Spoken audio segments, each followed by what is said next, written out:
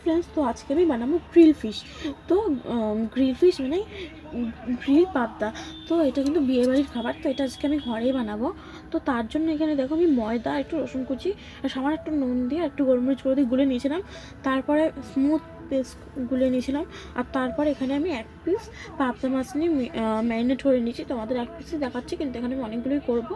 তো ম্যারিনেট করার পরে আমি কিছুক্ষণ রেখে দিয়েছিলাম। তো এখন কিছুক্ষণ মানে আধ ঘন্টা রেখে দিয়েছিলাম। তারপরে আমি এটা এখন নিয়ে এসেছি কিচেনে। তো আমি কিচেনে এখানে অলরেডি গ্যাসে তেল গরম বসিয়ে দিয়েছি। তো দেখো, তেল গরম আমরা বসিয়ে দিয়েছি অলরেডি।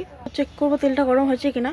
তো হাতে তাপ লাগছে, তার মানে এই তেলটা গরম হয়ে গেছে। তো তারপর দেখো, এই যে আমাদের ফিশটা আছে এইটা আমরা নেব, নিয়ে আমরা তেলের মধ্যে দিয়ে দেবো।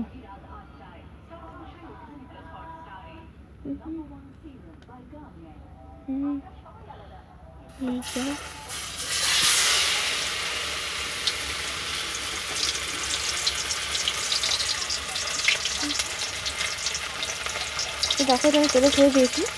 তো এটা এখন ভাজা হচ্ছে।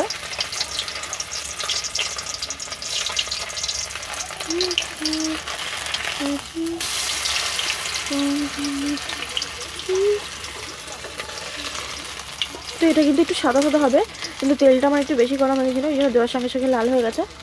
তো যাই হোক, একটু লাল হয়েছে, বেশি খুব একটা বেশি লাল হয়নি। তো আমি এখন ওই পিঠটা উল্টে নেব। উল্টে এইভাবে দেখবো সাদা সাদা হয়েছে কিনা। সাদা সাদা হলে তাহলে বুঝবে এটা হয়ে গেছে। তো তাহলে আমরা এখন নামিয়ে নেব।